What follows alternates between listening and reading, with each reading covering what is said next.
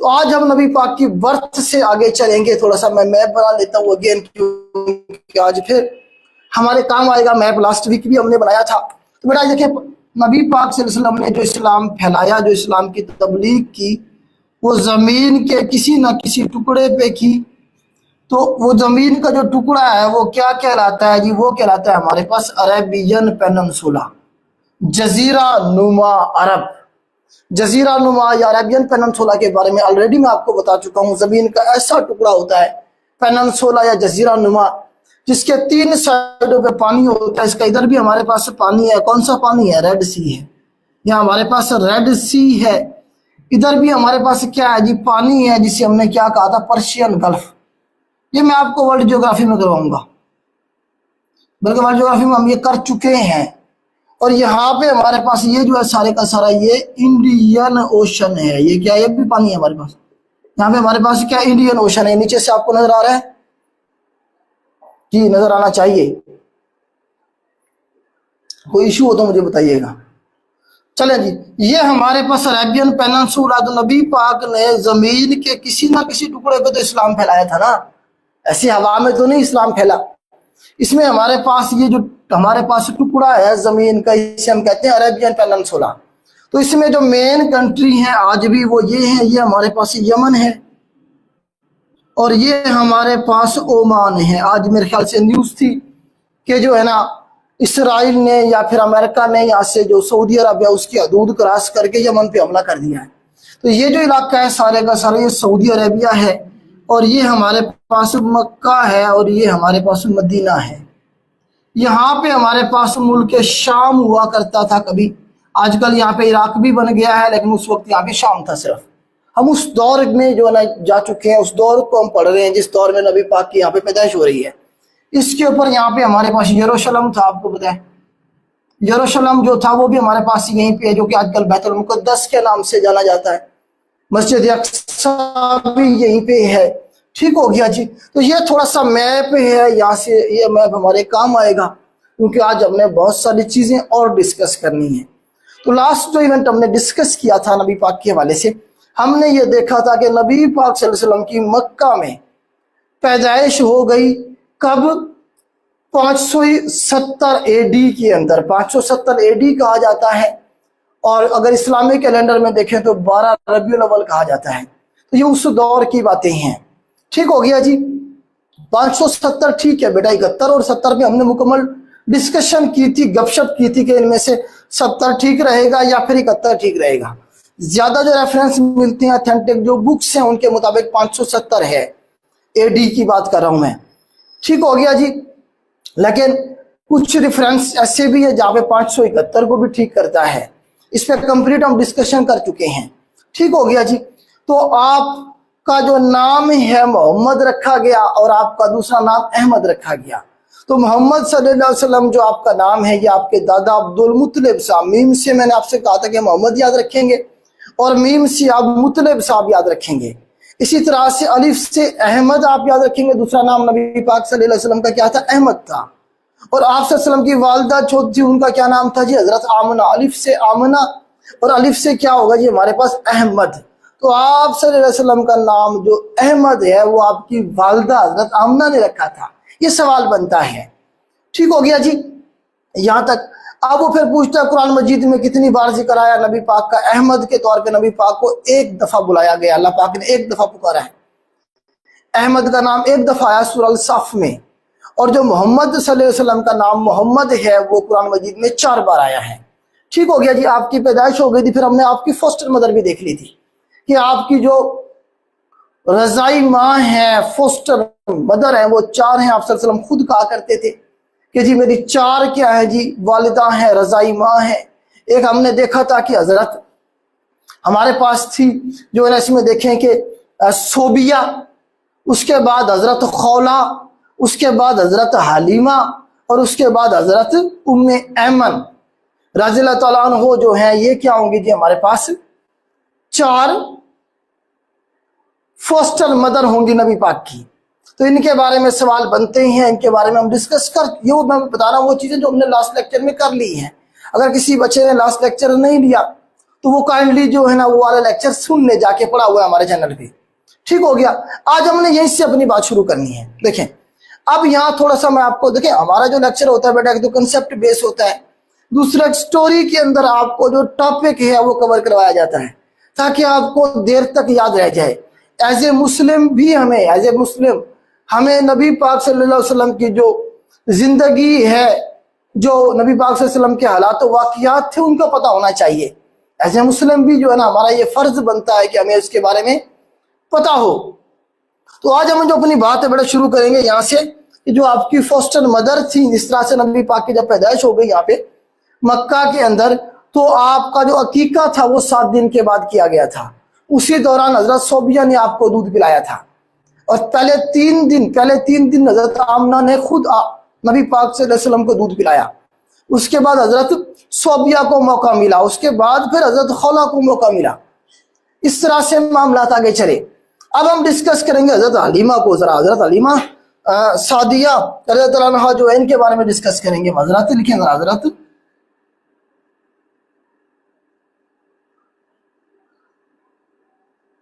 ان کے بارے میں ذرا ڈسکس کریں گے۔ تو اب جو ہے نا جی، اب طریقہ کار کیا تھا یہاں پہ، جو رواج تھا، جو کسٹم تھا وہ کیا تھے جی؟ اس کے بارے میں 2 روایات ہیں، آپ روایات یاد رکھیے گا۔ ایک روایات یہ ہے کہ مکہ میں کعبہ تھا، پوری دنیا سے لوگ ادھر آتے تھے، کس کے لیے؟ طواف کرنے کے لیے۔ اب پوری دنیا سے جب لوگ یہاں آئیں گے ان کی الگ الگ زبانیں ہوں گی، ہر ایک جو شخص آئے گا کسی بھی ملک سے، کسی بھی علاقے سے، ان کی اپنی ایک لینگویج ہوگی۔ تو مکہ کے جو لوگ تھے، عرب جو تھے، یہ اپنی لینگویج کے حوالے سے بہت زیادہ کانشیس تھے۔ بچہ جو ہوتا ہے چھوٹا، وہ لینگویج سیکھ رہا ہوتا ہے، تو یہ چاہتے تھے کہ ہماری جو لینگویج ہے اس میں کسی اور لینگویج کی مکسنگ نہ ہو، اسی لیے وہ اپنے چھوٹے بچوں کو بھیج دیا کرتے تھے مدینہ۔ جب بچہ بڑا ہو جاتا، 4 5 7 سالوں کا، لینگویج مکمل طور پہ سیکھ چکا ہوتا، اس کے بعد پھر وہ مکہ آ جاتا تھا۔ ایک یہ روایات ہے۔ دوسری روایات یہ ہے کہ مکہ کی جو آب و ہوا تھی، جو انوائرمنٹ تھا، وہ چھوٹے بچوں کے لیے سازگار نہیں تھا۔ بچہ چھوٹا جو ہوتا وہ بیمار ہو کے فوت ہو جایا کرتا تھا، اسی لیے مکہ کے لوگ کیا کرتے، بچوں کو کیا کرتے، مدینہ بھیج دیا کرتے تھے۔ وہ مدینہ میں بڑا ہو جاتا، تھوڑا سا جب بڑا ہٹا کٹا ہو جاتا، پھر وہ واپس آ جاتا تھا مکہ میں۔ اب نبی پاک صلی اللہ علیہ وسلم کی جب برتھ ہوئی تو اس سال بھی مدینہ سے لوگ آئیں گے مکہ، اور بچوں کو اڈاپٹ کر کے لے جائیں گے مدینہ کی طرف۔ مدینہ والوں کا اس طرح سے خرچہ چلتا تھا، اس طرح سے انہیں پیسے ملتے تھے پرورش کرنے کے۔ اب اس سال جب نبی پاک صلی اللہ علیہ وسلم کی پیدائش، تو مدینہ سے جو قافلہ آ رہا تھا مکہ کی طرف، تو اس میں ایک عورت حضرت حلیمہ سعدیہ بھی تھی۔ تو یہ مدینہ کی رہنے والی تھی۔ ان کا جو قبیلہ تھا وہ پوچھ لیتا ہے کبھی کبھار، تو ان کا قبیلہ تھا بنو سعد تھا۔ لکھیں ذرا، بنو سعد، وہ سعد سے سعدیہ، یا پھر بنو حوازن بھی پوچھے گا کہیں کہ آپ کو، بنو حوازن یا پھر بنو سعد، دونوں میں سے ایک دے سکتا ہے۔ جو مین ٹرائب تھا بنو حوازن تھا، پھر اس کا سب ٹرائب تھا بنو سعد۔ تو اس طرح سے وہ بھی تشریف لا رہی تھی مکہ میں بچوں کو اڈاپٹ کرنے کے لیے۔ اب کہا یہ جاتا ہے کہ قافلہ جو تھا وہ جلدی جلدی کوشش کرے گا مکہ پہنچ کے، جو امیر لوگ ہیں ان کے بچوں کو اڈاپٹ کرنے کی کوشش کرے گا تاکہ زیادہ پیسے ملے۔ جبکہ حضرت حلیمہ صاحبہ جو تھی، ان کی جو اونٹ تھا یا اونٹنی جو تھی وہ بیمار تھی، وہ لنگڑی تھی، وہ مطلب ہے کہ تیز نہیں دوڑ سکتی تھی۔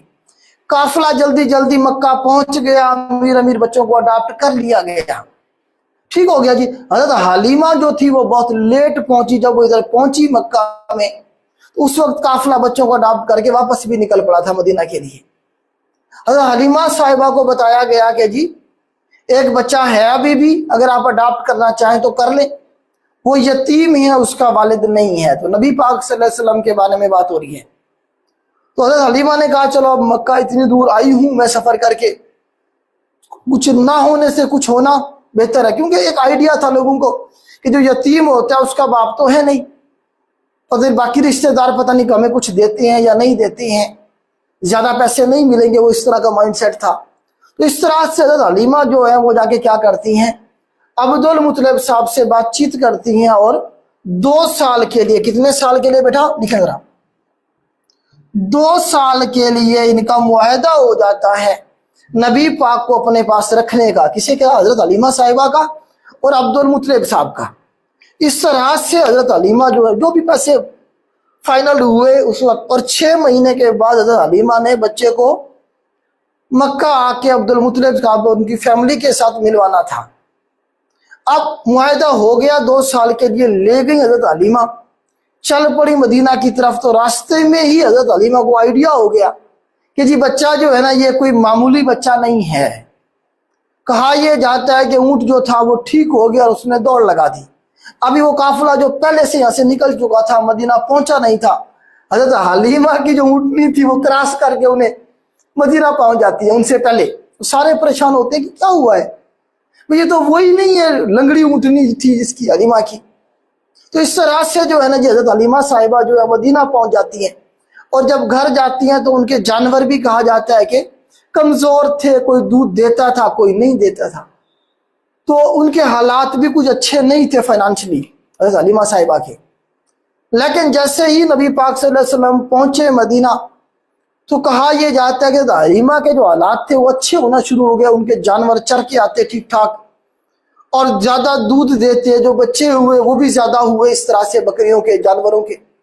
इस तरह से चंद ही दिनों में, चंद ही महीनों में जो है ना जी हजरत हलीमा जो थी मदीना की अमीर तरीन औरतों में उनका शुमार होने लगा। अब जब खुशी होती है, अच्छे हालात होते हैं, तो आपको पता है कि अच्छा जो टाइम होता है उसका गुजरते हुए टाइम का पता नहीं चलता। तो 2 साल का पता ही नहीं चला से खत्म हो गए। खुशहाली के जो दिन होते हैं वो जल्दी गुजर जाते हैं, बदहाली के जो दिन है वो नहीं गुजरते, मुश्किल हो जाते हैं। तो हजरत हलीमा साहिबा को डर हुआ कि यार कहीं जो है ना ये जो सारी खुशहाली है इस बच्चे की वजह से है, कहीं ऐसा ना हो कि अब 2 साल मुकम्मल हो गए हैं, मैं जो है ना जी वापस कर दूं अगर बच्चे को, तो कहीं मेरी ये खुशहाली सारी खत्म ना हो जाए, मेरे पहले जैसे हालात ना हो जाएं। तो वो दोबारा से 2 साल जैसे मुकम्मल हुए, पहुंची अब्दुल मुत्तलिब साहब के पास और उन्हें कहा कि जी मैं आपके बच्चे को 2 साल और रखना चाहती हूँ, और वो भी free of cast. Free of cast में आपके बच्चे की 2 साल और खिदमत करना चाहती हूँ। तो अब्दुल मुत्तलिब साहब ने कहा ठीक है, अच्छी बात है, अगर आप रखना चाहती हैं और वो भी फ्री ऑफ कास्ट तो रखें। तो इस तरह से 2 साल का पहले मुआहदा हुआ था, अब 2 साल का फिर हो गया मुआहदा। तो टोटल कितने साल हो गए? 4 साल हो जाएंगे जी। तो 4 साल नबी पाक अपनी वालदा हजरत हलीमा साहिबा के पास रहेंगे, 4 साल तक। सवाल कमीशन में ये बनेगा कि हजरत हलीमा साहिबा ने नबी पाक सल्लल्लाहु अलैहि वसल्लम की कितने साल तक खिदमत की, कितने साल तक परवरिश फरमाई? तो 4 साल याद रखिएगा नबी पाक सल्लल्लाहु अलैहि वसल्लम मदीना में रहे, और किन के पास रहे? हजरत हलीमा साहिबा के पास रहे। तो ये हजरत हलीमा साहिबा क्या है जी? नबी पाक की फोस्टर मदर है। इनके खामंद का नाम था हजरत हारिस। हजरत हारिस, तो हजरत हारिस नबी पाक के क्या हुए? फोस्टर फादर होंगे, रजाई बाप होंगे। फिर इनके बच्चे थे, बेटे का नाम था अब्दुल्ला और बेटी का नाम था शीमा, हजरत शीमा। इस तरह से तो नबी पाक के रजाई भाई कौन हुए? अब्दुल्ला साहब हुए, और रजाई सिस्टर कौन हुई? शीमा हुई। ताल्लुक किससे है इनका? बनु साद के साथ या फिर बनु हवाजिन के साथ। अब यहां तक तो आपको बात मेरी समझ आ गई होगी, उम्मीद करता हूं। अब आगे चल के क्या होगा? आगे ये होगा कि एक दिन नबी पाक सल्लल्लाहु अलैहि वसल्लम अब्दुल्ला साहब के साथ खेल रहे थे बाहर। 4 साल अब तकरीबन होने वाले हैं आपको, किन के साथ? हजरत हलीमा साहिबा के पास 4 साल होने वाले हैं। तो एक दिन नबी पाक खेल रहे हैं बाहर अब्दुल्ला साहब के साथ।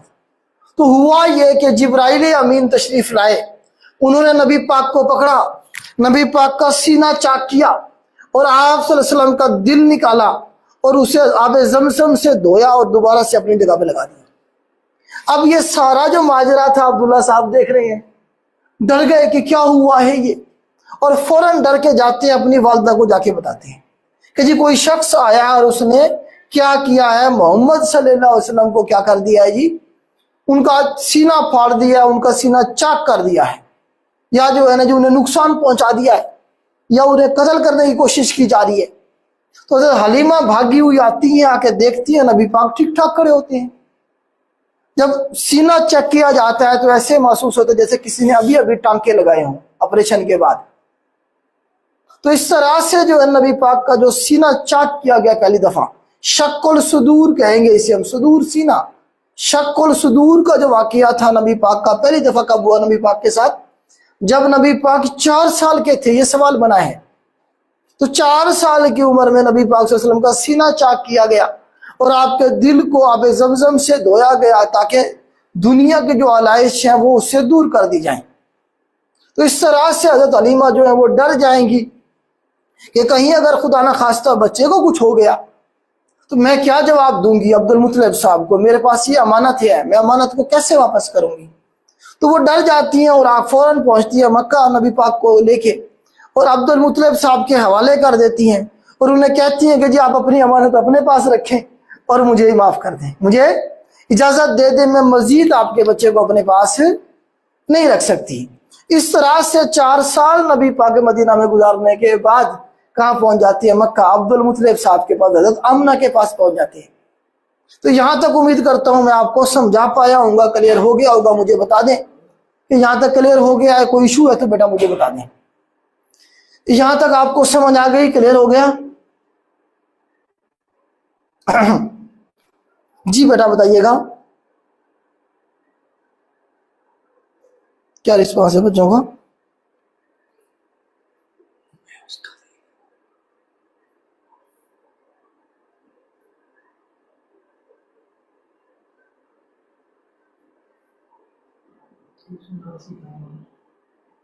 جی بیٹا بتائیے گا، یہاں تک کلیئر ہے؟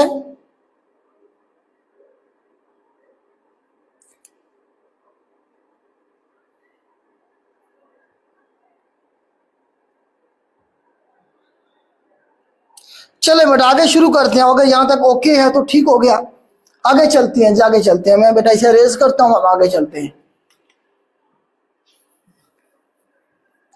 اب بات میں نے آپ کو یہ سمجھائی کہ نبی پاک صلی اللہ علیہ وسلم کو 4 سال تک کس نے رکھا اور کہاں رہے؟ آپ مدینہ میں رہے۔ کن کے پاس رہے؟ حضرت حلیمہ سعدیہ کے پاس رہے۔ اب جب 4 سال مکمل ہو گئے تو آپ دوبارہ سے کدھر پہنچ گئے؟ مکہ پہنچ گئے۔ کن کے پاس؟ عبد المطلب صاحب کے پاس اور حضرت آمنہ صاحبہ کے پاس۔ تو اب آگے چل کے مزید مطلب نبی پاک کی ایج 4 سال تھی، نبی پاک کی ایج 4 سال تھی۔ نبی پاک جب 4 سال کے ہوئے تو آپ واپس مکہ آ چکے ہیں اپنی والدہ صاحبہ کے پاس۔ 4 سال سے لے کے 6 سال تک، جب آپ کی ایج 6 سال کی ہوگی، مطلب کتنے سال ہیں؟ یہ بھی 2 سال ہیں۔ جب آپ کی ایج کتنی ہوگی جی؟ 6 سال ہوگی، تو یہ جو 2 سال تھے درمیان والے، یہ جو تھے ان میں آپ کی جو پرورش ہے وہ کس نے کی؟ آپ کی والدہ حضرت آمنہ کر رہی ہیں۔ حضرت آمنہ جو ہیں کیا کر رہی ہیں جی؟ آپ کی پرورش کر رہی ہیں، آپ کی خدمت کر رہی ہیں۔ تو سوال یہ بنے گا کہ حضرت آمنہ جو ہیں انہوں نے نبی پاک کی پرورش کتنے سالوں تک کی؟ تو 2 سالوں تک۔ جیسے ہی نبی پاک 6 سال کے ہوں گے، جیسے ہی نبی پاک 6 سال کے ہوئے تو ایک دن پلان یہ بنائیں گے، عبد المطلب صاحب، حضرت آمنہ صاحبہ اور ساتھ میں جو ہے نا جی ام ایمن صاحبہ اور ساتھ میں نبی پاک صلی اللہ علیہ وسلم، 4 لوگ یہ جائیں گے مکہ سے مدینہ دوبارہ واپس۔ کہاں پہ؟ عبداللہ صاحب کی قبر پہ حاضری دینے کے لیے۔ مطلب نبی پاک کے جو والد صاحب تھے، لاسٹ لیکچر میں ہم نے پڑھا تھا کہ وہ مدینہ میں ہی فوت ہو گئے تھے، مدینہ میں انہیں دفن کیا گیا تھا۔ آج بھی سوال بنتا ہے کہ ان کی جو قبر مبارک ہے کدھر ہے؟ مدینہ میں ہے۔ تو اب ان کا پلان یہ بنتا ہے کہ جی ہم جاتے ہیں یہاں سے مدینہ، رشتہ داروں کو بھی مل لیں گے اور جو ہے نا جی قبر پہ بھی ہم حاضری دے لیں گے عبداللہ صاحب کی۔ تو جیسے ہی نبی پاک 6 سال کے ہوئے تو یہاں سے حضرت آمنہ، حضرت عبد المطلب صاحب اور ساتھ میں ام ایمن اور ساتھ میں نبی پاک یہاں سے جائیں گے مدینہ، جا کے حاضری دیں گے۔ کہاں پہ؟ مدینہ میں عبداللہ صاحب کی قبر پہ۔ اور اس کے بعد جو ہے نا کیا ہوگا جی؟ حضرت آمنہ صاحبہ کی طبیعت خراب ہو جائے گی، وہ تھوڑے سے بیمار ہو جائیں گی اور وہ کوشش کریں گے دوبارہ مکہ آنے کی، لیکن نہیں آ پائیں گے۔ تو حضرت آمنہ جو ہوں گی ان کی یہیں پہ ڈیتھ ہو جائے گی، وفات ہو جائے گی اور انہیں مدینہ میں ہی دفن کر دیا گیا۔ ابواہ کے مقام پہ ان کی قبر موجود ہے، تو مدینہ میں ہی کاؤنٹ کریں گے۔ تو تو آپ صلی اللہ علیہ وسلم کے جو والد صاحب ہے وہ بھی مدینہ میں ہیں، آپ صلی اللہ علیہ وسلم کی جو والدہ صاحبہ ہیں وہ بھی مدینہ میں دفن ہیں۔ تو کتنے سالوں تک اب آپ رہے اپنی والدہ کے پاس؟ 2 سالوں تک۔ جب 6 سال کے سوال یہ بھی بنے گا کہ آپ صلی اللہ علیہ وسلم کی ایج کتنی تھی جب آپ کی والدہ کی ڈیتھ ہوئی؟ تو آپ صلی اللہ علیہ وسلم اس وقت 6 سال کے تھے۔ 2 سال تک آپ کی پرورش آپ کی والدہ نے کی ہے، 4 سال تک حضرت حلیمہ نے کی تھی۔ تو اس طرح سے آپ کی والدہ بھی اس دنیا سے چلی گئی۔ اب کس کی ذمہ داری ہوگی؟ نبی پاک کی پرورش کی۔ تو اب ذمہ داری ہوگی کس کی؟ عبد المطلب صاحب کی۔ عبد المطلب صاحب اور حضرت ام ایمن صاحبہ 2 ہی لوگ بچے نا فیملی میں سے۔ اب 6 سال سے لے کے 8 سال تک، جب نبی پاک 6 سے کتنے سال کے ہو جائیں گے؟ 8 سالوں کے ہو جائیں گے، تو اس وقت کیا ہوگا جی؟ تو اس وقت تک آپ جو ہے نا اپنے دادا عبد المطلب صاحب کے پاس رہیں گے۔ تو یہ بھی کتنے سال بنتے ہیں؟ 2 سال۔ 2 سال عبد المطلب صاحب جی کون ہیں جی؟ عبد المطلب صاحب جو ہے نا جی، ان کے پاس رہیں گے جب آپ کی ایج 8 سال ہوتی ہے۔ تو اس وقت آپ کے دادا عبد المطلب صاحب بھی اس دنیا سے چلے جاتے ہیں۔ عبد المطلب صاحب بھی اس دنیا سے چلے گئے۔ سوال یہ بنے گا کہ جب آپ صلی اللہ علیہ وسلم کے دادا جو تھے وہ فوت ہوئے تو اس وقت آپ کی ایج کتنی تھی؟ تو اس وقت آپ 8 سالوں کے تھے۔ پھر وہی اگین سوال کہ آپ کے دادا عبد المطلب صاحب نے آپ کو کتنے عرصے تک پرورش کی، کتنے عرصے تک آپ کو پالا، دیکھ بھال کی آپ کی؟ تو آپ کے نے بھی 2 سال تک کی۔ تو 8 سالوں تک کا ترتیب سے جو ایونٹ ہے میں نے آپ کو بتا دیے ہیں۔ اب جب ہم اس سے آگے چلیں گے تو اب ذمہ داری کس کی ہوگی؟ نبی پاک کی پرورش کی۔ اب ذمہ داری ہوگی آپ کے چچا ابو طالب صاحب کی، جو کہ حضرت علی صاحب کے کیا ہیں جی؟ والد تھے۔ ابو طالب صاحب جو ہے نا اب آپ کی پرورش کی ذمہ داری لیں گے۔ ام ایمن صاحبہ تو ساتھ ہے ہی ہے نا، لیکن مردوں میں اگر بات کریں گے تو ابو طالب صاحب اب ذمہ داری لیں گے 8 سال سے لے کے جب تک ابو طالب صاحب کے آگے چل کے پڑھیں گے، وفات بھی ان کے بارے میں اب آگے چل کے اب دیکھیں گے نبوت کے 10ویں سال میں۔ تو یہ جو سارا ٹینیور ہے تقریباً یہ بنے گا 10 سال وہ بن جائیں گے، اور تقریباً 38 سال کے قریب بنیں گے، 38 سال 40 سال بنیں گے۔ پھر آگے چل کے جو باقی زندگی ابو طالب صاحب آپ کو سنبھالیں گے۔ اسے میں ریز کرتا ہوں، ذرا دیکھتے ہیں ابو طالب صاحب کے بارے میں، اسے میں ریز کرتا ہوں۔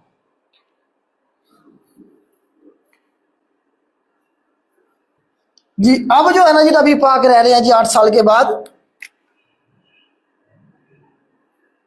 ابو طالب صاحب کے پاس۔ ابو طالب صاحب کے پاس رہیں گے آپ، اور ابو طالب صاحب کے بارے میں یاد رکھیے گا ان کا اصل نام پوچھا جاتا ہے۔ ان کا جو اصل نام ہے بیٹا ہمارے پاس عمران ہے جی، عمران۔ عمران بھی ان کا اصل نام ہے، اور عبد مناف بھی کہتے ہیں انہیں۔ عبد مناف بھی پوچھا گیا بیٹا ایک پیپر میں، پی پی ایس سی کے ایک پیپر میں پوچھا گیا تھا۔ عبد مناف بھی انہیں کو کہیں گے، اصل نام ان کا ویسے عمران تھا۔ یہ حضرت علی صاحب کے کیا تھے جی؟ والد تھے۔ نبی پاک کے کیا ہیں؟ چچا ہیں۔ نبی پاک کے کیا ہیں بیٹا؟ یہ چچا ہیں۔ تو 8 سال سے آگے آنورڈ چلیں گے۔ اب آگے چلیں گے تو جب نبی پاک کی ایج 12 سال ہوگی اس کا ایونٹ پوچھا جائے گا۔ یہ بیٹا ہم دیکھ رہے ہیں ساری چیزیں 1 پیپر کا جو کمیشن کا ایگزام ہوتا ہے اس کے حوالے سے، وہ سارے ایونٹ ہم ایک سٹوری کی شکل میں ڈسکس کرنے کی کوشش کر رہے ہیں، جو کہ ہمارے پاس کیا ہے جی؟ نبی پاک کی زندگی میں جو واقع ہوئے۔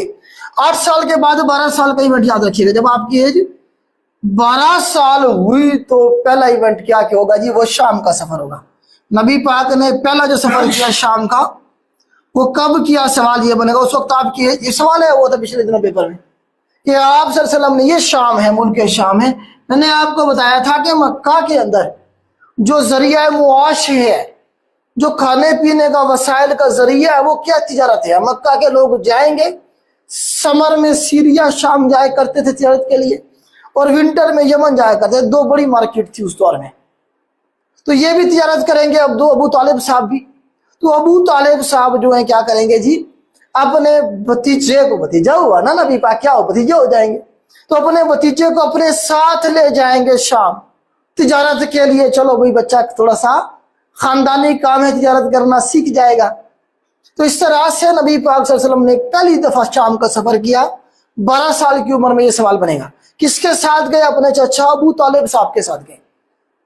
اب جب گئے ہیں وہاں پہ، ابھی تو نبی پاک چھوٹے تھے، تو راستے میں ایک ایونٹ ہوگا، اور وہ ہوگا ہمارے پاس بحیرہ کا۔ لکھیں ذرا، بحیرہ، بحیرہ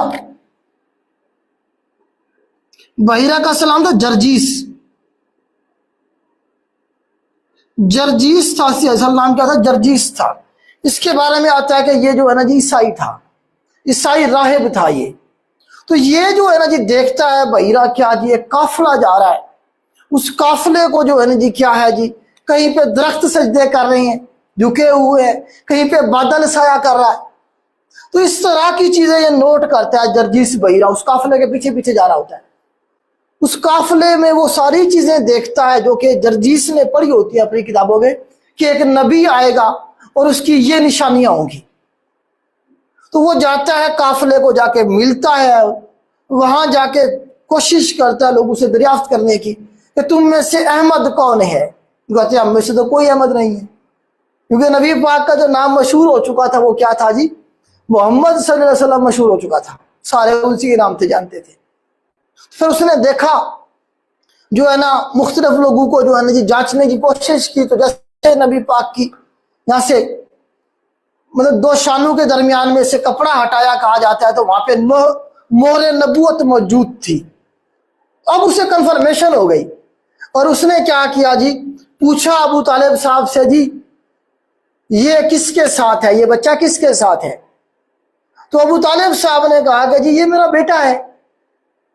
तो जर्जीस के बारे में आता है कि बहीरा ने कहा कि नहीं, ये आपका बेटा नहीं है, आप झूठ बोल रहे हैं। हमारी बुक्स में बताया ये गया था कि जो बच्चा इस तरह का पैदा होगा, जो आगे चल के नबी बनेगा, वो तो यतीम होगा, उसको तो बाप होगा ही नहीं दुनिया में। आप कैसे कह रही हैं जी आप इसके वालिद हैं? तब अबू तालिब साहब ने कहा कि ये मेरा बेटा नहीं है, लेकिन मेरे बेटू जैसा है। तो उस वक्त उस बहीरा ने मशवरा दिया अबू तालिब साहब को कि जी आप इसे दोबारा शाम में ना लेके आए, इसे वही मक्का में रखें। क्यों? क्योंकि ये जो इलाका था शाम का, यरूशलेम, ये सारा गढ़ था यहूदियों का। और यहूदियों ने क्या किया था, उन्होंने ईसाइयों के जो नबी हैं, ईसा अलैहिस्सलाम हमारे भी नबी हैं, उन्हें क्या कर दिया था, सलेब पे लटका दिया था, फांसी पे लटकाया था। ईसाइयों के मुताबिक, हमारे मुताबिक तो ये है ना कि अल्लाह पाक ने उनसे उठा लिया था ऊपर, पर उसकी जगह पे उनके हम शक्ल को फांसी पे लटका दिया गया था। लेकिन किसी ना किसी को तो फिजिकल लटकाया गया था ना, ईसाई कहते हैं लटका दिया गया था। तो ईसाइयों ने कहा कि जो ना बहीरा ने कहा कि इसे ना लेके आए दोबारा से, ये अभी छोटा बच्चा है, कहीं इसे यहूदी जो है हमारे नबी की तरह इसे भी कहीं असैसिनेट ना कर दें, तो इसे आप उधर मक्का में ही रखें, क्योंकि इस एरिया में सारे में यहूदियों का कंट्रोल था मैक्सिमम। तो इस तरह से जो है ना जी पहली दफा जो पेशीन गोई की, सवाल ये बनेगा वो किसने की? नबी पाक की नबूवत की। तो बहीरा ने पहली दफा क्या की थी? पेशीन गोई की थी कि ये बच्चा आगे चल के नबी बनने वाला है, आप इसकी हिफाजत करें। तो इस तरह से नबी पाक अब मक्का में ही रहेंगे, अब दोबारा से उन्हें शाम नहीं जाने दिया जाएगा, इन्हें यहीं पे बकरियां लेके दी जाएंगी और बकरियां नबी पाक चराते रहेंगे। कोई मतलब है कि शक ही नहीं कर सकता कि एक बकरियां चराने वाला भी नबी हो सकता है। तो इस तरह से नबी पाक अब मक्का में ही रहेंगे और बकरियां चराते रहेंगे। यहां तक मुझे बता दें कि यहां तक आपको जो इवेंट थे सारे क्लियर हो गए? जी बेटा बताइएगा।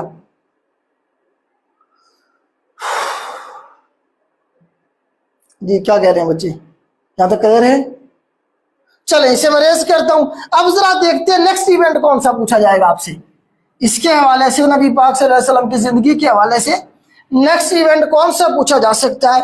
वो पूछा जाएगा कि जब आप सल्लल्लाहु अलैहि वसल्लम की जो एज है वो 15 साल होगी। देखिए जरा, जब आप सल्लल्लाहु अलैहि वसल्लम कितने सालों के हुए जी? 15 सालों के हुए, तो उस वक्त एक इवेंट होगा, एक जंग होगी। उस जंग के बारे में सवाल बनेगा, उसका नाम है हर्बे फुज्जार। हर्बे फुज्जार, हरब कहते हैं जंग, और फुज्जार जो है ना जी फजर की जमा है, आपको पता है हर्बे फुज्जार। ये जंग थी पूरी की पूरी, इसमें मक्का के कुछ कबीले आपस में लड़ पड़े थे। कुरैश कबीला, कैस कबीला, ये कबीले जो थे मदीना मक्का के, ये आपस में लड़ पड़े थे। अब कुरैश भी इसमें शामिल था, तो कुरैश की तरफ से भी नुमाइंदगी होगी। तो कुरैश की तरफ से कौन जाएंगे? अबू तालिब साहब जाएंगे। कौन जाएंगे जी? अबू तालिब साहब जो थे, अब ये आगे बानी हुए थे। अब्दुल मुत्तलिब साहब के बाद मक्का के मुतवल्ली अबू तालिब साहब बने थे। तो अबू तालिब साहब जा रहे होते हैं, 15 साल की एज के नबी पाक हो चुके होते हैं, तो फिर वो अपने साथ अपने भतीजे को ले जाते हैं। नबी पाक सल्लल्लाहु अलैहि वसल्लम पहली दफा सवाल ये बनेगा کہ اسلام سے پہلی وہ کون سی جنگ تھی جس میں نبی پاک نے حصہ لیا تھا؟ تو حرب فجار تھی. یا اس وقت آپ کی ایج کتنی تھی؟ یہ سوال بنتا ہے. آپ صلی اللہ علیہ وسلم اس وقت 15 سالوں کے تھے. آپ صلی اللہ علیہ وسلم کی ایج کتنی تھی؟ 15 سال تھی. تو حرب فجار میں ابو طالب صاحب بڑے زبردست قسم کے تیر انداز تھے. تو نبی پاک صلی اللہ علیہ وسلم 15 سالوں کے ہیں, ابھی تلوار کے ساتھ باقاعدہ نہیں لڑ سکتے, لیکن اپنے چچا ابو طالب صاحب کی ہیلپ کر رہے تھے. کیا ہیلپ کر رہے تھے؟ انہیں تیر نکال کے دے رہے تھے اور ابو طالب صاحب تیر چلاتے جا رہے تھے. اس طرح سے نبی پاک نے اس جنگ میں حصہ لیا تھا. یہ اسلام سے پہلے کی جنگ ہے. تو یہ جو جنگ تھی, اب دیکھیں مکہ کے قبیلے تھے آپس میں لڑ رہے ہیں. جنگ کے بعد نبی پاک صلی اللہ علیہ وسلم کو بڑا دکھ ہوا کہ یار ہم لوگ آپس میں لڑ رہے ہیں, کس کا نقصان کر رہے ہیں. تو انہوں نے نبی پاک صلی اللہ علیہ وسلم نے اپنے چچا حضرت زبیر کو کنونس کیا کہ یار یہ جو معاملہ ہے اسے کلوز کروائیں, اس جنگ کو ختم کروائیں. یہ جو جنگ تھی نا یہ ہر سال لڑی جاتی تھی, عرب کے قبائل ہر سال لڑتے تھے, اور یہ مقدس مہینوں میں لڑی جاتی تھی. مقدس مہینے کون کون سے ہیں؟ 4 ہیں. ہاں جی, 4 مہینے جو ہیں مقدس مہینے. ایک ہمارا 11واں اسلامی کیلنڈر میں 11واں مہینہ ذی قعد, اور ایک 12واں مہینہ کون سا؟ ذی الحجہ. 2 ہو گئے. تیسرا اس کے بعد والا پہلا 11واں 12واں پہلا, 3 ترتیب کے ساتھ 11واں 12واں پہلا, ذی قعد, ذی الحجہ اور محرم. یہ 3 مقدس مہینے اکٹھے ہیں. چوتھا ہمارے پاس ہے رجب 7واں مہینہ. تو یہ 4 مقدس مہینے سمجھے جاتے تھے. تو انہی میں یہ لڑتے تھے, اور کئی سالوں سے ان کی جنگ چلتی آ رہی تھی, دشمنی چلتی آ رہی تھی. تو اس طرح سے نبی پاک نے اپنے چچا حضرت زبیر صاحب کو کنونس کیا کہ جس جنگ کو ختم کروایا جائے. تو حضرت زبیر صاحب نے بات چیت کی لوگوں سے, اور ایک معاہدہ پہلے سے موجود تھا مکہ والوں کے درمیان میں. اس معاہدے کا نام تھا حلف فضول. لکھیں ذرا, حلف الفضول کے نام سے معاہدہ, یہ بہت عرصے سے موجود تھا لیکن اب ڈیڈ ہو چکا تھا. حلف کا مطلب معاہدہ, حلف. فضول ہے فضل کی جمع. جو لوگ تھے سربراہان تھے قبیلوں کے, ان کا نام فضل تھا. فضل نامی لوگوں کے درمیان میں یہ معاہدہ ہوا تھا. تو فضل کی جمع فضول ہے. ٹھیک, وہ والا فضول نہیں ہے جو آپ سمجھ رہے ہیں. ٹھیک ہو گیا جی. تو اس طرح سے یہ معاہدہ ہوا. اس کے میں کیا ہوا؟ جنگ بندی ہوئی, مکمل طور پہ امن ہو گیا مکہ میں. تقریباً 4 سال تک یہ جنگ چلتی رہی تھی حرب فجار. اس کے بعد حلف فضول کا معاہدہ کروایا نبی پاک کے چچا حضرت زبیر صاحب نے. تو اس طرح سے دیکھیں نبی پاک کی ویژن کو دیکھیں. آپ ابھی 15 سالوں کے ہیں, تو آپ صلی اللہ علیہ وسلم کیا کر رہے ہیں؟ امن کی بات کر رہے ہیں. کہہ رہے ہیں کہ یار کیوں لڑ رہے ہیں ہم آپس میں, ہمیں امن سے رہنا چاہیے. تو نبی پاک کی جو پرسنالٹی تھی امن کی طرف, جو اسلام کا رجحان ہے, یا جو اسلام ہمیں سکھاتا ہے, یا نبی پاک کی زندگی سے جو ہم سیکھتے ہیں, کہ نبی پاک کیا کر رہے ہیں؟ امن کی طرف. ابھی مطلب اپنا اتنا بڑا رول نہیں پلے کر سکتے, ابھی بچے ہیں, لیکن اس کے باوجود بھی جتنا کنٹریبیوشن وہ کر سکتے تھے کر رہے ہیں. تو اس طرح سے یہ ایونٹ ہو جائے گا. حرب فجار بھی کلیئر ہو گیا, حلف الفضول بھی آپ کو کلیئر ہو گیا ہوگا. یہاں تک مجھے بتا دیں, اس کے بعد ہم آگے چل کے دیکھیں گے جب نبی پاک صلی اللہ علیہ وسلم دوبارہ سے مکہ سے شام جائیں گے تو کتنے سال کی عمر میں جائیں گے. پھر نبی پاک کی شادی ہوگی, وہ ذرا ہم دیکھیں گے. اس کے بعد نبی پاک کے بچے ہوں گے, وہ دیکھیں گے. اس کے بعد پھر ہم آگے چلیں گے اس طرح سے. یہاں تک مجھے بتا دیں, ہو گیا کلیئر؟ سے میں ریز کرتا ہوں. جی بیٹا بتائیے گا. اسے میں ریز کرتا ہوں.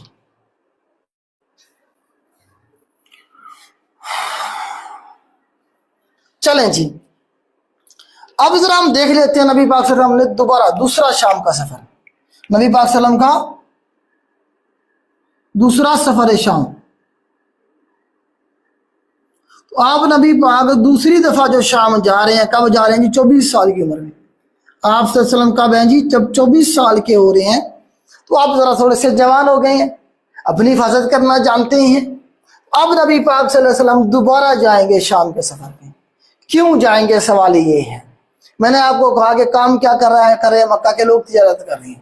تجارت کے غرض سے ہی جائیں گے, لیکن اب کی بار حضرت ختیجہ کا مال لے کے جائیں گے. حضرت ختیجہ جو ہیں وہ مکہ کی ایک مالدار عورتوں میں سے تھی. حضرت ختیجہ بنت خوائلد, تو وہ مکہ کی مالدار خاتون میں سے تھی. ان کی آلریڈی 2 شادیاں ہو چکی تھی, وہ فوت ہو گئے تھے. ان کے خاوند 3 بچے تھے حضرت ختیجہ کے.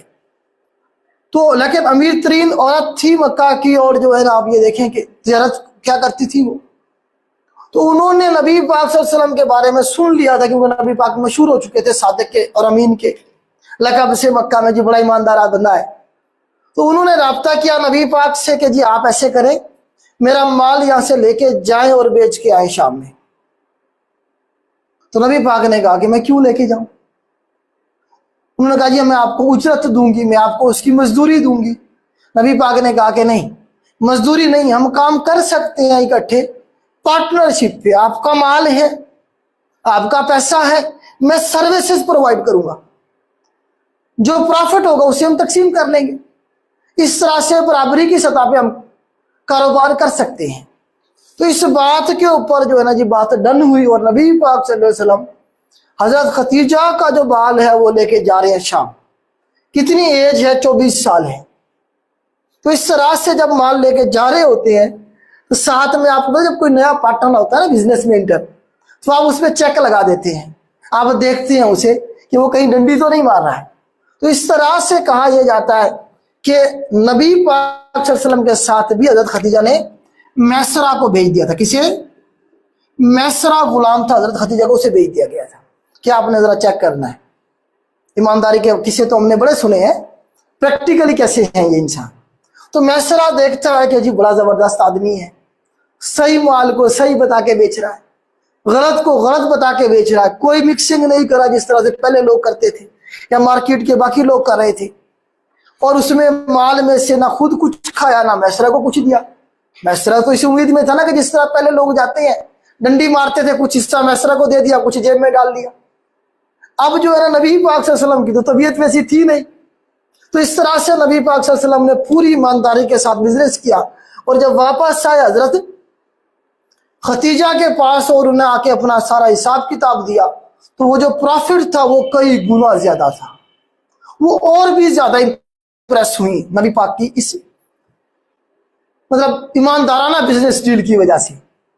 اب میسرہ نے بھی سارا واقعہ سنا ہے کہ جی بڑا ایماندار بندہ ہے، نہ خود کچھ کھایا نہ مجھے کچھ کھانے دیا، صحیح مال کو صحیح بتا کے بیچا، غلط مال کو غلط بتا کے بیچا، کسی کے ساتھ دو نمبری نہیں کی.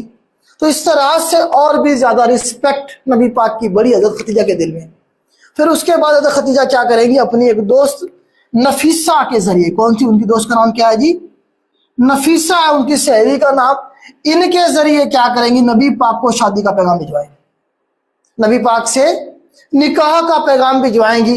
نبی پاک صلی اللہ علیہ وسلم اپنے چچا ابو طالب صاحب سے ڈسکس کریں گے، اور اس کے بعد جب وہ اجازت دے دیں گے تو تب نبی پاک صلی اللہ علیہ وسلم کیا کریں گے؟ حضرت خدیجہ کے ساتھ شادی کر لیں گے. اب شادی ہو جائے گی تو آپ صلی اللہ علیہ وسلم کا جو نکاح ہے وہ کس نے پڑھایا تھا؟ جو بھی اس وقت کا طریقہ تھا نکاح کا، وہ ابو طالب. سوال بنتا ہے ابو طالب صاحب نے آپ کا نکاح پڑھایا. نبی پاک صلی اللہ علیہ وسلم کے ساتھ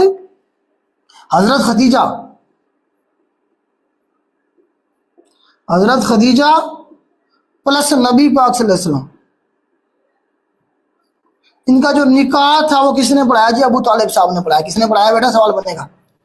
ان کا نکاح کس نے پڑھایا بیٹا؟ ادھر سے نظر آ رہا ہے، دیکھیں ذرا. ابو طالب صاحب نے کیا کیا جی؟ آپ کا نکاح پڑھایا. اور اس میں آپ دیکھیں نبی پاک کی جو ایج تھی کتنی تھی جی؟ اس وقت 25 سال تھی. یہ پوچھ لیتا ہے سوال، 25 سال تھی. حضرت خدیجہ کی ایج جو تھی وہ 40 سال تھی. آپ کی ایج 25 سال، حضرت خدیجہ کی ایج جو تھی وہ 40 سال تھی. اس طرح سے نبی پاک کی شادی ہو گئی. جو حق مہر دیا گیا نبی پاک کی طرف سے وہ 500 طلائی تھے. 500 طلائی. آپ نے سونے طلائی جو سکے ہوتے ہیں، طلائی کے جو سکے تھے اس وقت 500 دیے گئے. ٹھیک ہو گیا جی، آپ کا حق مہر یہ تھا. اور اس کے بعد جو ہے نا جی آپ دیکھیں کہ اس کے علاوہ بھی کچھ لیا دیا گیا. یہ سوال بنے ہیں پیپر میں. ایک تو یہ سوال بنے ہیں، دوسرا کیا لیا دیا گیا؟ دوسرا یہ کیا گیا، حضرت خدیجہ نے اپنے خاوند نبی پاک صلی اللہ علیہ وسلم کو کیا کیا جی؟ ایک غلام گفٹ کیا. اس غلام کا نام کیا تھا؟ حضرت زید بن حارثہ. حضرت زید بن حارثہ وہ واحد صحابی ہیں جن کا ذکر قرآن پاک میں آیا ہے ڈائریکٹلی نام لے کے. اس کے علاوہ کوئی صحابی نہیں ہے جس کا ذکر قرآن مجید میں ڈائریکٹ آیا ہو. تو نبی پاک صلی اللہ علیہ وسلم کہ یہ غلام تھے، یہ مطلب حضرت خدیجہ نے انہیں گفٹ کیا تھا نبی پاک کو. یہ اس وقت 15 سالوں کے تھے، چھوٹی سی ان کی عمر تھی. 15 साल के गुलाम थे, इन्हें गिफ्ट किया गया नबी पाक को। तो सवाल बना है कि ज़ैद बिन हारिसा जो थे ये किसने गिफ्ट किया था नबी पाक को? तो आपकी बेगम हजरत खतीजा ने किया था आपको गिफ्ट। ये 15 सालों के ये थे। ज़ैद बिन हारिसा इनका नाम था। कुरान मजीद की सूरह अहज़ाब है मेरे ख्याल से जिसमें इनका जिक्र आया है। ठीक हो गया जी। भी सवाल पूछता कौन सी सूरत में आया? सूरह अहज़ाब याद रखिएगा। अच्छा, ये तो हो गया ना, बेगम ने गिफ्ट दिया है। नबी पाक क्या गिफ्ट दे रहे हैं? तो नबी पाक ने अपनी बेगम को 20 ऊंट गिफ्ट किए थे। नबी पाक ने निकाह के मौके पे अपनी बेगम हज़रत खतीजा को क्या किया था जी? 20 ऊंटों का तोहफा दिया था, गिफ्ट किया। सवाल बने हैं सारे। तो इस तरह से शादी हो गई बेटा नबी पाक सल्लल्लाहु अलैहि वसल्लम की। और जो है ना जी सारी चीजें मैंने आपको बता दी हैं। शादी के हवाले से जो सवाल बन सकते हैं, हक महर कितना था, ठीक हो जी, निकाह किसने पढ़ाया? अबू तालिब साहब निकाह पढ़ा रहे हैं। इस तरह से जो है ना जी नबी पाक सल्लल्लाहु अलैहि वसल्लम की जिंदगी के हवाले से ये चीजें मेरे ख्याल से आपको क्लियर हो गई होंगी। उसके बाद जो मेन आगे चलेंगे तो हम इवेंट जो होगा नबी पाक सल्लल्लाहु अलैहि वसल्लम की जिंदगी के हवाले से तब होगा जब आप 30 साल के होंगे। यहां तक मुझे बता दें, क्लियर हो गया आपको? यहां तक बता दे बेटा।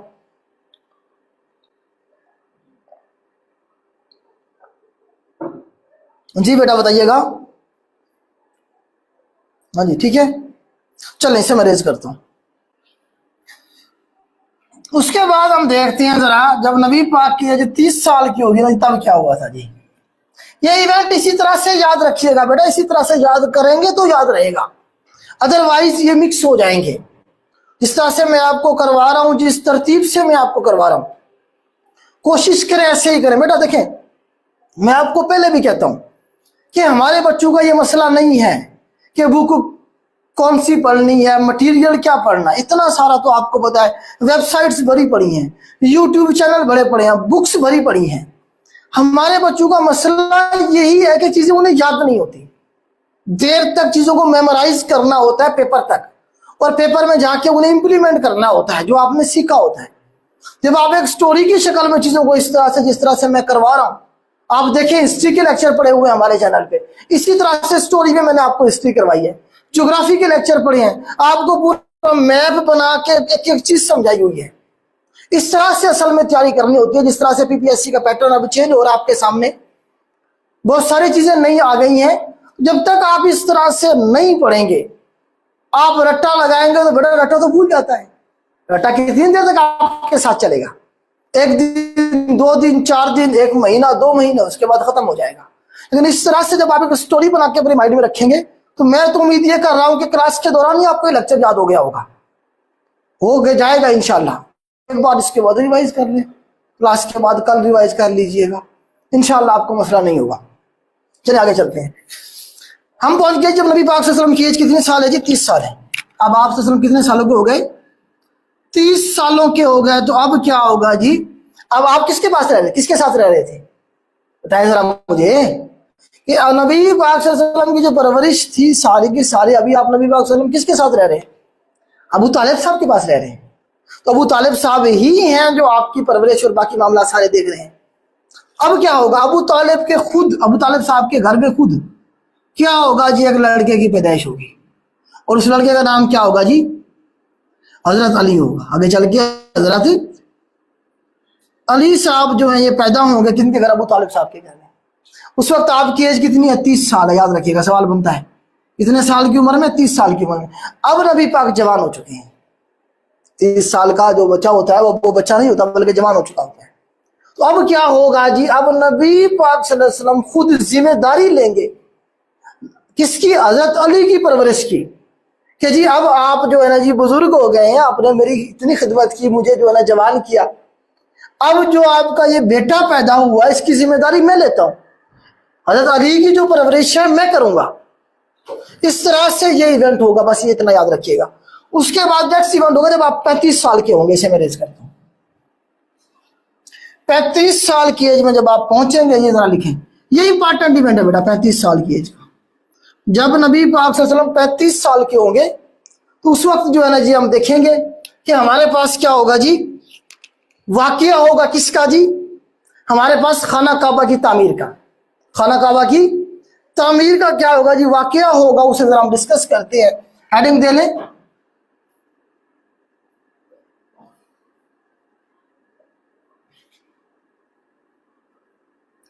خانہ کعبہ کی جو تعمیر ہوگی نا جی کب ہوگی بیٹا؟ یہ جب آپ کی ایج 35 سال ہوگی.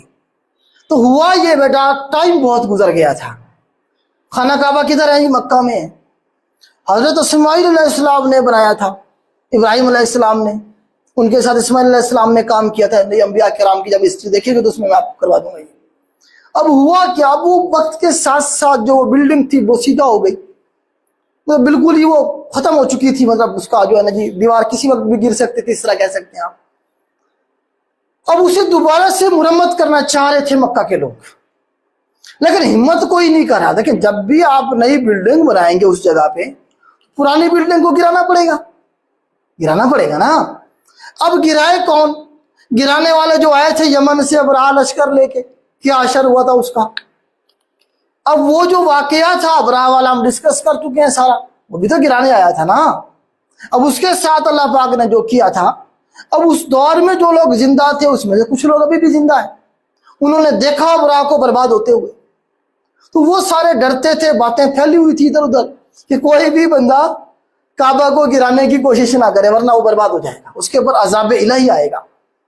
تو ہمت کوئی نہیں کر رہا تھا گرانے کی. تو اسی لیے پھر کیا ہوگا جی، ایک دن سارے اکٹھے ہوں گے، مشورہ کریں گے اور جا کے ایک پتھر اس خانہ کعبہ کی بلڈنگ سے ایسے نکالیں گے باہر، اور جیسے وہ نکالیں گے کہا یہ جاتا ہے جو پتھر تھا وہ دوبارہ سے اپنی جگہ پہ جا کے فٹ ہو گیا، اور بھی زیادہ ڈر گئے. تو یہ کیا ہو گیا ہمارے ساتھ؟ تو کہا یہ جاتا ہے جو اس دور کے پڑھے لکھے یا جنہیں علم تھا تھوڑا بہت، انہوں نے ہمیں بتایا کہ اس کا مطلب یہ ہے کہ جس طرح حلال رزق اس کے بنانے میں لگا ہوا ہے، اسی طرح کے حلال رزق سے آپ کیا کریں گے؟ اسی کنسٹرکشن کریں گے. اس میں کسی قسم کا جو ہے نا جی 2 نمبر پیسہ نہیں ہونا چاہیے. تو یہ اس کی بتائی گئی تعویل، اور پھر پیسے اکٹھے کیے گئے. ولید بن مغیرہ کے بارے میں آتا ہے، خالد بن ولید کے جو والد تھے انہوں نے سب سے زیادہ پیسہ دیا تھا خانہ کعبہ کی مرمت کے لیے.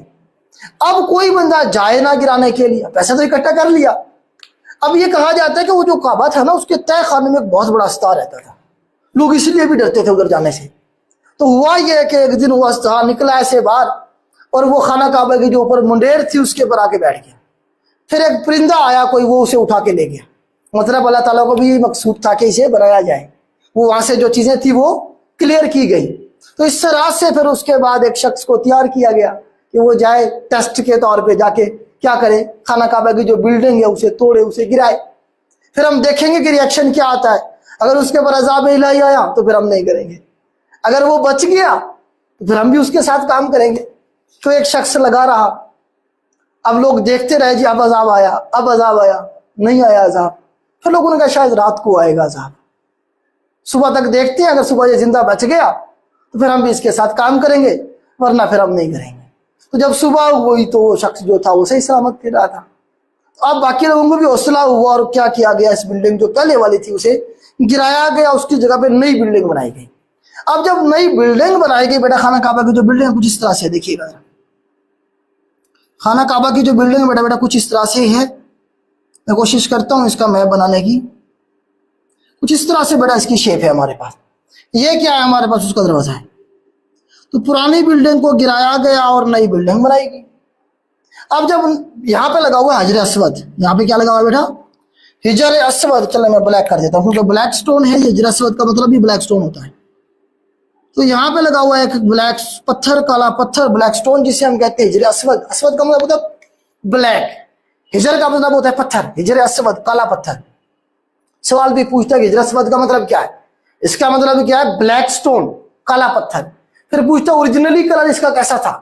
تو اوریجنلی اس کا کلر بلیک نہیں تھا، وائٹ تھا. یاد رکھیے گا اوریجنلی کلر کیسا تھا اس کا؟ وائٹ تھا پتھر کا. اور ابھی کیا ہے جی؟ بلیک ہے. ٹھیک ہو گیا جی. اب وہ پتھر بھی وہاں سے نکالا گیا، دیوار بھی گرائی گئی، اور جب دوبارہ سے دیوار بنائی گئی ساری، تو اس وقت جو ہے نا جی کیا ہوا جی؟ اس پتھر کو دوبارہ سے وہاں پہ لگانے کے لیے ایک کیا ہوا؟ جنگ کا ماحول پیدا ہو گیا. ہر قبیلہ کہے کہ جی ہمارا قبیلہ سپیریئر ہے، تو ہم کیا کریں گے؟ ہمارا حق ہے یہ کہ اس پتھر کو ہم یہاں سے اٹھا کے لے کے آئے اور یہاں لا کے نصب کریں. یہ جو شرف ہے ہمارے قبیلے کو ملنا چاہیے یا مجھے ملنا چاہیے. ہر قبیلے کی یہ خواہش ہو. قبیلوں نے کیا کیا؟ ایک دوسرے کے اوپر تلواریں نکال دی، جنگ کی کیفیت پیدا ہو گئی۔ عدی قبائل اور عبدالدار قبائل نے تو کیا کیا، خون لے آئے کسی جانور کا، اس میں ہاتھ ڈال کے کیا کرا، قسمیں کھائی کہ اگر یہ شرف ہمیں نہ ملا تو ہم کیا کریں گے، خون کی ندیاں بہا دیں گے۔ اس طرح کی صورت حال ہو، جو بزرگ ہوتے ہیں آپ کو پتا ہے کسی بھی قبیلے کے، وہ سر جوڑ کے بیٹھے ہوتے ہیں کہ کیا اس کا حل نکالا جائے۔ تو اب بزرگ بیٹھے ہوئے ہیں یہاں پہ، حل نہیں سوچ رہے ہیں بیٹھ کے بلڈنگ کے اندر۔ اب حل یہ نکلتا ہے کہ جی ہم ایسے کرتے ہیں، ایک ثالث مقرر کر لیتے ہیں، ہم میں سے ہی ایک بندہ کیا ہوگا جی ثالث ہوگا، وہ فیصلہ کرے گا ہمارا۔ اب ثالث کسے بنایا جائے، کس قبیلے کا ہونا چاہیے، ہر قبیلہ کہے گا جی ہمارا ہونا چاہیے۔ اب اس میں ہی مسئلہ تھا۔ اب جو لوگ ادھر بیٹھے ہوئے ہیں نا جی، انہوں نے کیا کیا، انہوں نے کہا کہ ہم ایسے کرتے ہیں، اس دروازے سے اب جو بھی بندہ انٹر ہو کے اندر آ رہا ہے وہ ہمارا ثالث ہوگا، دروازے سے جو بھی انٹر ہو کے اندر داخل ہوگا وہ کیا ہوگا، ہمارے درمیان میں ثالث ہوگا۔ تو بائی چانس یہاں سے کیا ہوتا ہے جی، نبی پاک صلی اللہ علیہ وسلم، یہ اللہ تعالیٰ کی طرف سے حکم تھا، تو ادھر سے کیا ہوں گے، نبی پاک صلی اللہ علیہ وسلم کیا کریں گے جی، اندر انٹر ہو جائیں گے، وہ سارا واقعہ سنائیں گے۔ سوچیے آج کے دور میں اگر یہ ہوتا تو کیا ہوتا، موبائل فون ہے، ہم نے فون کرنا تھا اپنے کسی رشتہ دار کو، جلدی سے آؤ، یہ شرف ہمیں ملنا چاہیے۔ اس دور میں موبائل فون نہیں تھے، لوگ بھی ایماندار تھے۔ تو اس طرح سے کیا ہوا جی، نبی پاک صلی اللہ علیہ وسلم پہنچ گئے، انہیں سارا واقعہ بتایا گیا کہ جی ہم نے اس طرح سے آپ کو ثالث مانا تھا۔ تو نبی پاک صلی اللہ علیہ وسلم نے کہا اچھا آپ نے اگر مجھے ثالث بنا لیا ہے تو کیا آپ میری بات مانیں گے؟ انہوں نے کہا جی بالکل مانیں گے۔ تو آپ صلی اللہ علیہ وسلم نے کہا کہ جاؤ پھر ایک کپڑا لے کے آؤ، ایک بڑی سی چادر لے کے آؤ، ایک بڑا سا کپڑا لے کے آؤ۔ ایک بڑی سی چادر لائی گئی۔ تو نبی پاک صلی اللہ علیہ وسلم نے کیا کیا جی، سارے جو قبائل کے سردار تھے انہیں کہا کہ اس کپڑے کو سائیڈوں سے پکڑ لو، کسی نے ایک کونا پکڑ لیا، کسی نے دوسرا کونا پکڑ لیا۔ وہ سارے پہنچے ادھر، مثال کے طور پہ اگر یہاں پہ رکھا ہوا تھا اسود، یہاں پہ وہ پہنچے، نبی پاک صلی اللہ علیہ وسلم نے کیا کیا، پتھر کو یہاں سے اٹھایا اور اس کپڑے میں رکھ دیا، اور انہیں کہا کہ لے کے چلو ادھر۔ وہ ادھر پہنچے، پھر یہاں پہ نبی پاک صلی اللہ علیہ وسلم نے خود کیا کیا، اٹھا کے اس جگہ پہ نصب کر دیا۔ اس طرح سے وہ جو ایک جنگ تھی وہ ٹل گئی، اور سارے قبائل کے سرداروں کو، سارے قبائل کو حجر اسود کو یہاں سے یا نصب کرنے کا ثواب بھی مل گیا، شرف بھی حاصل ہو گیا۔ تو یہاں سے پتہ یہ چلا کہ نبی پاک صلی اللہ علیہ وسلم کتنے ذہین تھے کہ انہوں نے مطلب اپنی دماغ سے، اپنی سوچ سے کس طرح سے اتنے بڑے مسئلے کو ایسے ٹٹکے میں سالو کر دیا۔ تو یہ اس طرح سے جو ہے حجر اسود کا جو واقعہ تھا، یہ کب ہوا، جب آپ کی ایج 35 سال ہے۔ اچھا اس کے اندر ایک سوال اور پوچھے گا وہ، اب وہ یہاں سے اے ڈی کا بھی ڈالنا شروع کر دے گا کہ جی کون سے اے ڈی میں یہ ایونٹ ہوا۔ اے ڈی ہوتے ہیں آفٹر ڈپارچر آف کرائسٹ، عیسیٰ علیہ السلام کی وفات کے بعد کا جو ٹینیور ہے۔ تو اب اس میں دیکھیں کہ 70 سال کی ایج میں نبی 570 میں نبی پاک کی پیدائش ہو رہی ہے، 35 سال کی ہو گئی، کتنے ہو گئے جمع کریں اس میں، 570 میں جمع کریں 35 کتنا ہو جائے گا، 605۔ 605 اے ڈی کے اندر حجر اسود کی نصب کرنے کا یا پھر خانہ کعبہ کی تعمیر کا جو واقعہ ہوا، وہ کون سے سال میں ہوا، 605 اے ڈی میں ہوا۔ اب آپ نے ساتھ میں اے ڈی کے جو ایونٹ میں لکھوا رہا ہوں آپ کو، یہ ضرور کرنے ہیں، ہر ایک سال کو کرنے کی ضرورت نہیں ہے۔ 570 کے بعد آپ نے 605 یاد رکھنا ہے، ادھر سے آپ نبی پاک کی ایج بھی دیکھتے جا رہے ہیں۔ ٹھیک ہو گیا جی۔ ہجر اسود کے حوالے سے یہاں پہ اس کے حوالے سے 2 سوال اور بن جاتے ہیں، وہ میں آپ کو یہیں پہ کور کروا دیتا ہوں۔ کیا جی، ایک یہاں پہ اس طرح سے دیوار ہے، چھوٹی سی یہاں پہ کیا بنی ہوئی ہے، دیوار بنی ہوئی ہے، اور اس دیوار کے اندر کا یہ والا جو ایریا ہے، یہ والا، اسے کہتے ہیں حتیم۔ کیا کہیں گے بیٹا، اسے حتیم کہیں گے۔ تو حتیم جو ہے یہ والا ایریا، یہاں پہ نماز پڑھنے کا یا یہاں پہ کھڑا ہونے کا اتنا ہی ثواب ہے جتنا ہی خانہ کعبہ کے اندر کا، کیونکہ یہ ساری جگہ شامل تھی خانہ کعبہ کے اندر۔ جب اسے تعمیر کیا گیا نبی پاک کے دور میں، اس وقت میں نے بتایا تھا آپ کو پیسے کم پڑ گئے تھے، کیونکہ حلال رزق کے پیسے لگانے تھے، تو اسی لیے کچھ پیسے کم ہو گئے تھے، تو یہ والی جگہ چھوڑ دی گئی تھی اس وقت، ایک چھوٹی سی دیوار بنا کے، بس باقی کو چھوڑ دیا گیا تھا۔ پھر نبی پاک کے بعد بھی وہ ویسے ہی رہی، کسی نے اسے دوبارہ سے بنایا نہیں ہے۔ تو جو بلڈنگ ہے مین ہمارے پاس، وہ اس طرح سے یہاں پہ ہے، یہ جو جگہ رہ گئی ہے وہاں پہ اب چھوٹی سی ایک دیوار بنی ہوئی ہے، اور اسے کیا کہتے ہیں، حتیم کہتے ہیں، یاد رکھیے گا۔ یہ حجر اسود ہے، میں نے آپ کو بتا دیا کیا مطلب ہے اس کا، بلیک سٹون، کالا پتھر۔ حجر اسود کو بوسہ دینا، چومنا کیا کہلاتا ہے، استلام کہلاتا ہے۔ سوال بنتا ہے کیا کہلائے گا، استلام کہلائے گا بیٹا، استلام کہلائے گا۔ ٹھیک ہو گیا جی۔ اب یہ دروازہ ہے خانہ کعبہ کا، اور یہ ہجر اسود ہے، اس کے درمیان والا یہ والا جو فاصلہ ہے، پوچھتا سوال، ہجر اسود اور خانہ کعبہ کے گیٹ کے درمیان میں جو فاصلہ ہے اسے ہم کیا کہیں گے؟ اسے کہیں گے ہم الملتزم، الملتزم کہیں گے بیٹا، اسے کیا کہیں گے ہم؟ الملتزم۔ سوال بنے ہیں یہ سارے، تو اس طرح سے بیٹا 5-7 سوال آپ کے یہاں سے بھی کور ہو گئے ہیں میرے خیال سے۔ تو اس کے بعد کا جو ایونٹ ہوگا بیٹا وہ ہوگا نبی پاک کو جب نبوت ملے گی، جب نبی پاک صلی اللہ علیہ وسلم کو کیا ملے گی جی؟ نبوت ملے گی۔ وہ ذرا ہم دیکھتے ہیں کیسے نبوت ملی، اسے میں ریز کرتا ہوں۔ یہاں تک امید کرتا ہوں میں آپ کو کلیئر ہو گیا ہوگا، مجھے بتا دیں ایک بار کہ یہاں تک کلیئر ہو گیا آپ کو؟ جی بیٹا ایک بار مجھے بتا دیں۔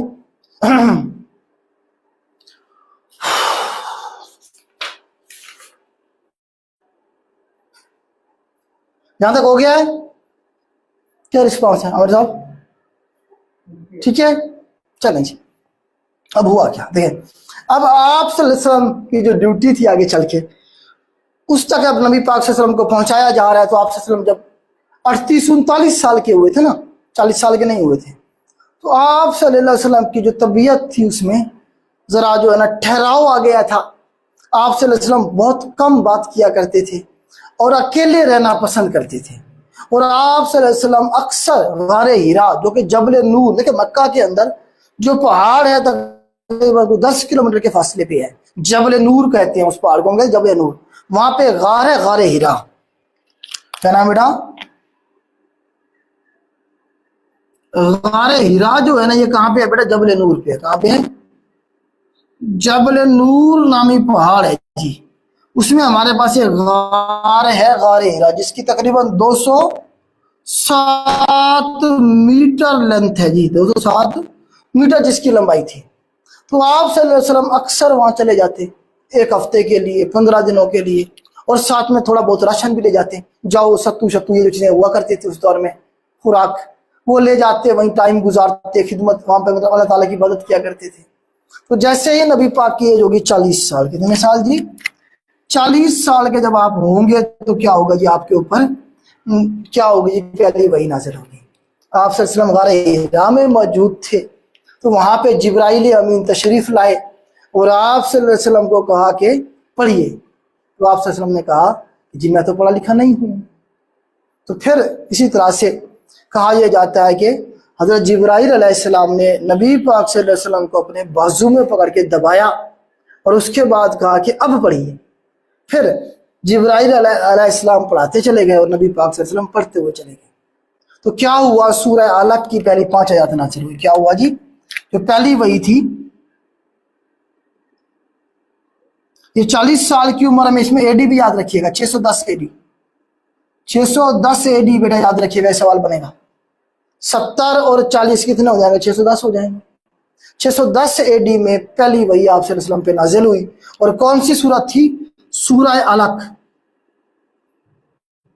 سورہ علق کی پہلی 5 آیات نازل ہوں گی۔ یہ بھی پوچھا کتنی آیات نازل ہوئی تھی؟ پہلی 5 آیات نازل ہوئی سورہ علق کی۔ ٹھیک ہو گیا جی؟ جس میں آپ صلی اللہ علیہ وسلم کو کہا گیا کہ پڑھیے اپنے پروردگار کے نام سے جس نے تمہیں پیدا کیا۔ تو وہ جو پہلی وحی تھی سورہ علق کی پہلی 5 آیات نازل ہوئی، اور اس میں آپ دیکھیں یہ بھی سوال بنتا ہے کہ جو پہلی وحی نازل ہوئی تھی اس میں نبی پاک صلی اللہ علیہ وسلم کو کیا احکامات ملے تھے؟ تو اس وحی کے اندر آپ صلی اللہ علیہ وسلم کو روکا گیا کس سے؟ شرک جیسی برائی سے، کہ جی آپ نے کیا کرنا ہے؟ اسی کی بارے میں عبادت کرنی ہے، یا اسی کے بارے میں جو ہے نا جی آپ نے کیا کرنا ہے؟ جو اسی کے بارے میں وہ ذکر کرنا ہے جس نے تمہیں پیدا کیا، اس کے علاوہ کسی اور کی عبادت نہیں کرنی۔ تو سورہ علق کی پہلی 5 آیات نازل ہوئی، اور اس طرح سے نبی پاک صلی اللہ علیہ وسلم کے اوپر وحی کا سلسلہ شروع ہو گیا۔ اب وحی نبی پاک کے اوپر آنے کے بہت سارے طریقے تھے۔ اکثر آپ صلی اللہ علیہ وسلم کو پردے کے پیچھے سے جو ہے نا جی آپ کو مطلب وحی پہنچا دی جاتی تھی۔ کبھی کبھی جو ہے نا آپ یہ دیکھیں کہ آپ صلی اللہ علیہ وسلم کو زور زور سے گھنٹیوں کے بجنے کی آواز سنائی دیتی تھی۔ سب سے تکلیف دہ جو مرحلہ تھا نبی پاک صلی اللہ علیہ وسلم کے اوپر وحی پہنچنے کا وہ یہی ہوا کرتا تھا۔ کہیں آپ کو جو ہے نا جی کسی شخص کی شکل میں اکثر جو ہے نا جی آپ دیکھیں کہ وہ مطلب ہے کہ آپ صلی اللہ علیہ وسلم کو جبرائیل امین کسی انسان کی شکل میں آ جایا کرتے تھے۔ اس طرح سے جو ہے نا آپ کے اوپر وحی پہنچانے کا سلسلہ शुरू हो गया। और जब दूसरी वही नाजिल हुई तो पहली वही के बाद जो दूसरी वही बेटा नाजिल होगी ना जी, उसके दरमियान में 6 महीने का वक्फा था। दूसरी वही 6 माह के बाद, 6 मंथ के बाद ये बाद नाजिल हुई। ये जो दरमियान में वही का रुक जाना, वही जो रुक गई थी, इसे कहते हैं हम फितरतुल वही। लिखे जरा, ये पूछता है सवाल, फितरतुल वही। फितरतुल वही का मतलब पूछता है क्या है? फितरतुल वही का मतलब है वही का रुक जाना। नजर आ रहा है इधर से देखिए, फितरतुल वही का मतलब क्या है बेटा? वही का रुक जाना। फितरतुल वही क्या है? वही का रुक जाना। ये वो वाला टेन्योर है पहली वही और दूसरी वही के दरमियान में जो 6 महीने तक, कितना टाइम है फितरतुल वही का? 6 महीने, जिसमें कोई वही नाजिल नहीं हुई। तो इस तरह से ये जो टाइम था क्या कहलाया? फितरतुल वही कहलवाया। ठीक हो गया जी। दूसरी जो वही नाजिल हुई सूरह अल मुदस्सिर की पहली 5 आयत नाजिल हुई थी, जिसमें नबी पाक को खुशखबरी दी गई कि जी आपको नबी चुन लिया गया है। तो इस तरह से वही का सिलसिला शुरू हो गया। वही लिखने वाले जो लोग थे उसके बारे में सवाल बनेंगे।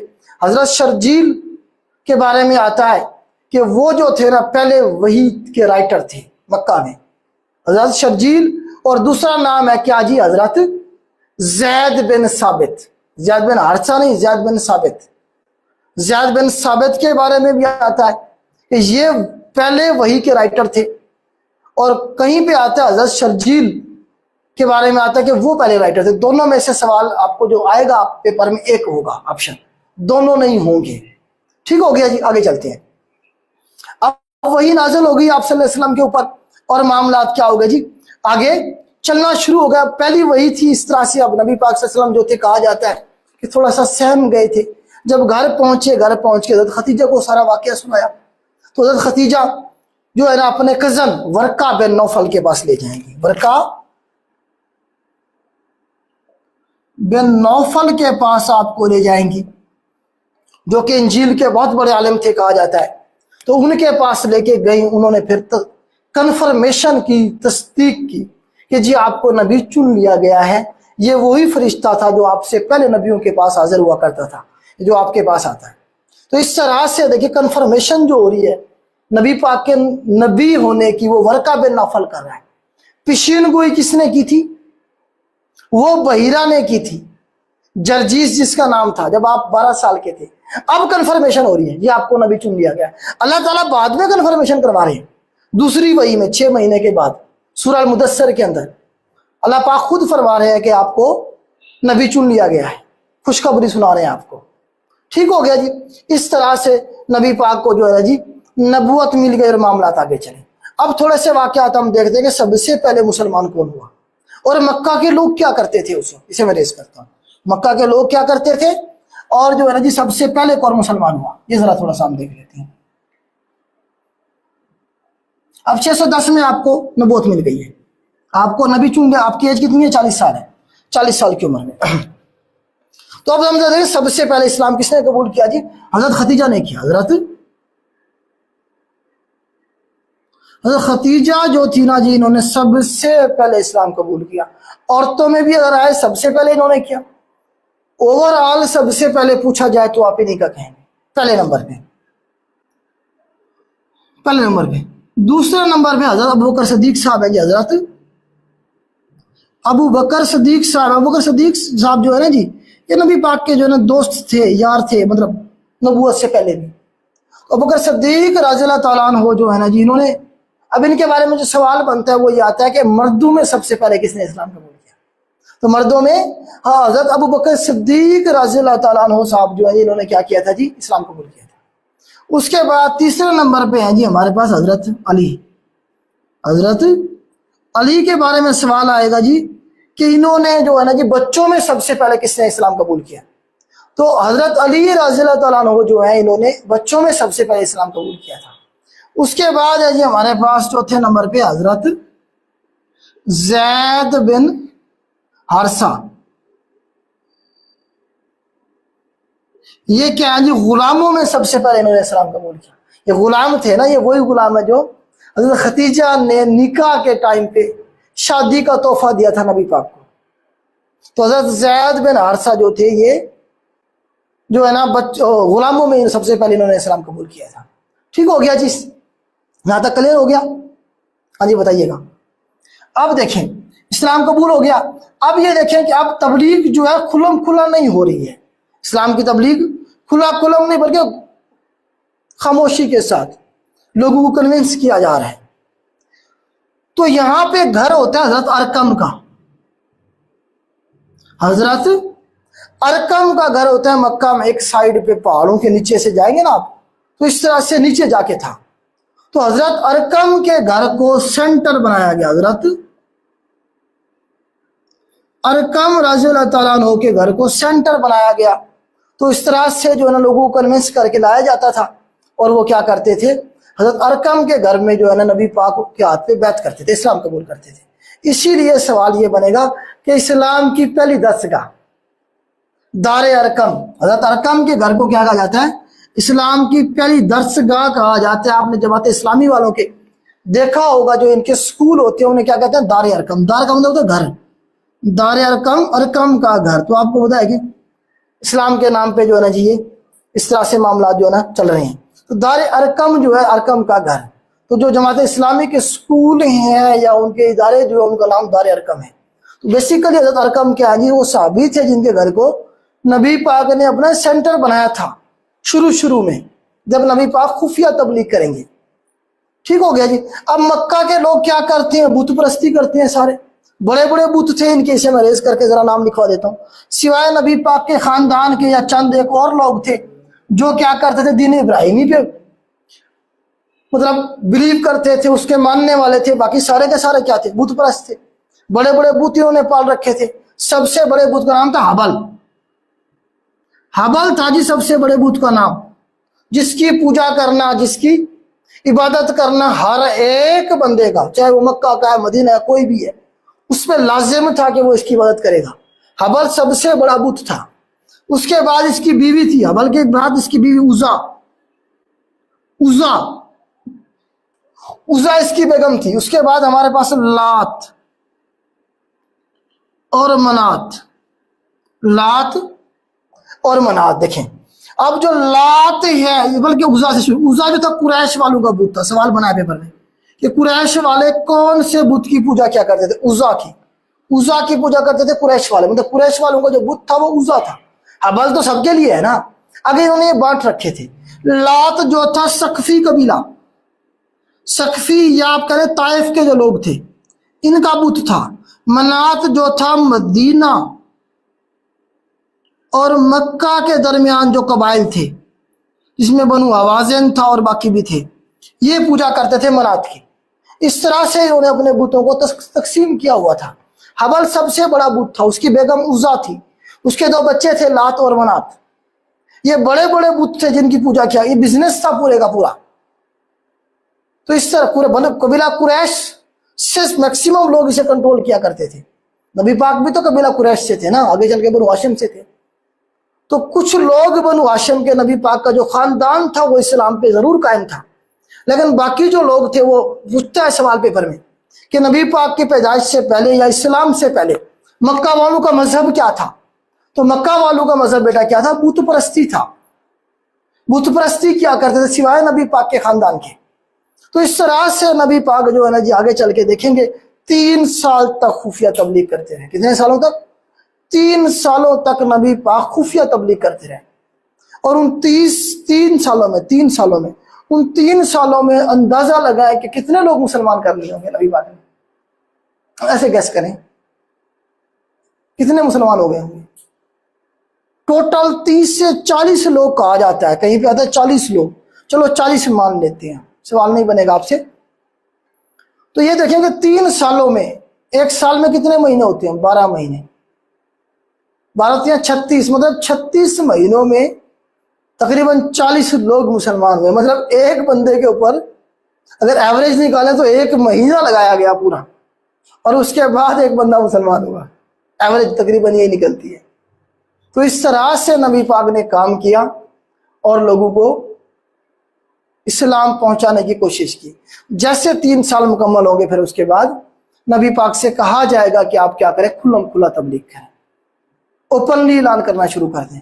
جب نبی پاک اوپنلی کھلم کھلا اعلان شروع کریں گے تو آپ کے اپنے خاندان والے آپ کے دشمن ہو جائیں گے، آپ کے اوپر मुसीबतों का एक पहाड़ तोड़ दिया जाएगा और तकलीफें पहुंचाई जाएंगी। आप सल्लल्लाहु अलैहि वसल्लम को बहुत ज्यादा टॉर्चर किया जाएगा, आपके जो साथी थे, दोस्त थे, उन्हें बहुत ज्यादा तकलीफें दी जाएंगी। तो ये जो बाकी इसके आगे का पोर्शन है इंशाल्लाह नेक्स्ट लेक्चर में करेंगे। यहाँ तक उम्मीद करता हूँ कि मैं आपको समझा पाया हूँगा।